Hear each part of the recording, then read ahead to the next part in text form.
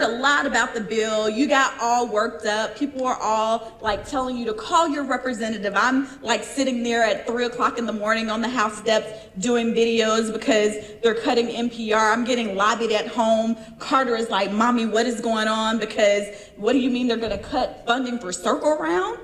And so I'm catching it from every direction, and I haven't slept in 48 hours because they think that they're going to tire us out. But I don't sleep much anyway, so I had a little time. But this is what they're planning to do.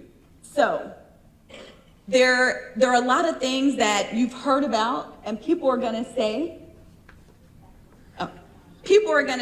well, you told us that all of this stuff was going to happen, but it hasn't happened yet. So did she stand up, Pastor Sutton, in the Lord's house and lie to these people? I didn't, y'all, because they're a little smart and they delayed some of the implementation of these cuts so that you won't feel it until after the midterms. So we got to make sure that we are aware and that we're sharing accurate information. So let's start here. When will you feel the billionaire bailout?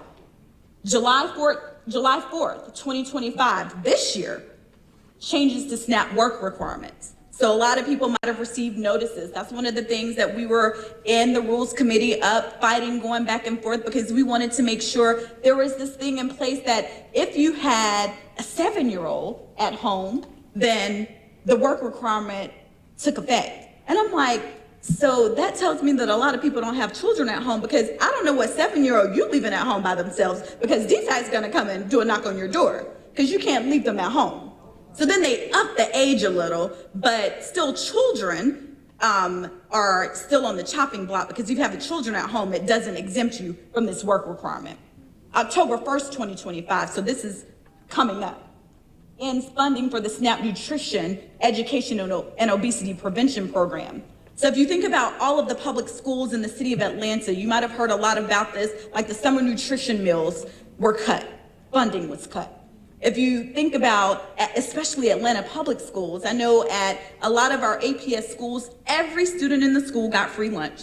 So we didn't have to worry about people, one section of kids who maybe didn't have money, they're standing here to get a peanut butter and jelly brown bag, while the other kids are getting this full lunch, and you shaming babies because they don't have the money to buy lunch, because everybody got free lunch. It was across the board. But we're cutting benefits, y'all, to children who need food assistance to give tax cuts to billionaires. Then let's fast forward to next year, July 1st, 2026, new limits for certain repayment options for federal student loans. And you might be like, I don't know what that means. Well, like, why does that matter? We don't need to get all these student loans. Those people won't go into debt. But let me make it plain for you. How many of you have ever used an attorney in your life? Ever? How many of you, okay, maybe you haven't used an attorney. How many of you have ever been to a doctor in your life? Everybody in here has been to some medical professional in your life. So let me make this plain of what this means. The reduction in the amount of student loans that you can receive over your lifetime means that it's gonna limit who can go and seek a professional degree. It's gonna cut you off at a certain point. And that point is well before the limits of paying for a medical school or a law school or any professional school education. So that means we're gonna have a class of have and have-nots. We've made all of this progress on making sure that we can bring some equity to who is able to seek professional degrees, but starting July 1st, 2026, there's gonna be limits on the amount of student loans that you can take, so you might not even be able to finish your degree. I've been getting letters and emails from people who tell me that they're a medical school student right now, and they're trying to figure out what that means for the rest of their education, because they're already above the cutoff point that's gonna take effect next year. And y'all, that is unacceptable. October 1st, 2026 removes federal funding for emergency for Medicaid for undocumented people. And y'all, this is a big one, because what that means, it doesn't mean that anyone in this country undocumented isn't gonna still need care. What it means is that our emergency rooms are gonna be overwhelmed with people who are not getting treatment and care for things that could have been prevented, treatment for things that didn't have to be this way, because They want to round up everybody and send them out. And now they don't even care if you're a U.S. citizen. They'll ask questions later, ship you off and ask questions later, have ICE coming up, talking to babies in schools. And that too, y'all, is unacceptable.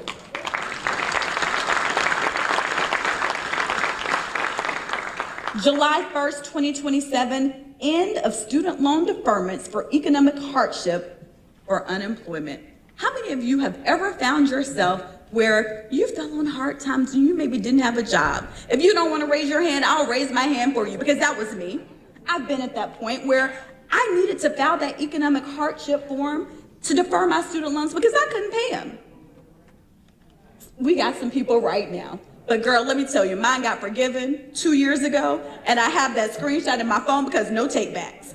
But because of the Public Service Loan Forgiveness Program, my student loans were forgiven for my days as a teacher in Fulton County Schools and my days as a public policy employee at a nonprofit, Planned Parenthood, here in the Southeast. So they have been forgiven. Pastor said, and I know they said the Lord forgives you, but these student loans have been forgiven. If they try to come back, I'm gonna send them to the Lord, because I'm not putting those back on my books.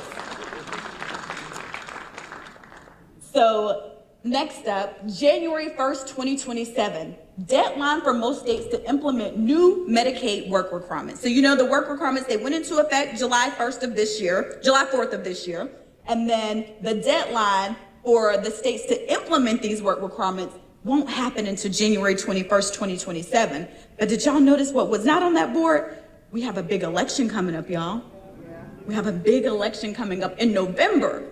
So these are the things that are not gonna go into effect until after the election.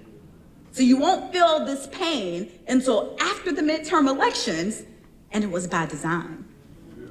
January 1st, 2028, fewer drugs eligible for Medicare drug pricing negotiation. That means the drugs that you're taking that have previously been negotiated, the prices are lower and you can maybe have a little more breathing room and afford them better. Yeah, some of that is going to be a thing of the past, but it won't go into effect until January 1st, 2028. October 2028, most states began paying 5 to 15% of SNAP benefit costs. That means that's when those SNAP benefits are really, really going to be felt, because what we're seeing now is state funds, they already can't afford it, y'all. I mean, we have a state senator here with us, and we're going to recognize our elected officials. And if you can tell me where the state of Georgia is about to find all of this extra money when they stay cutting stuff, I would love to hear it.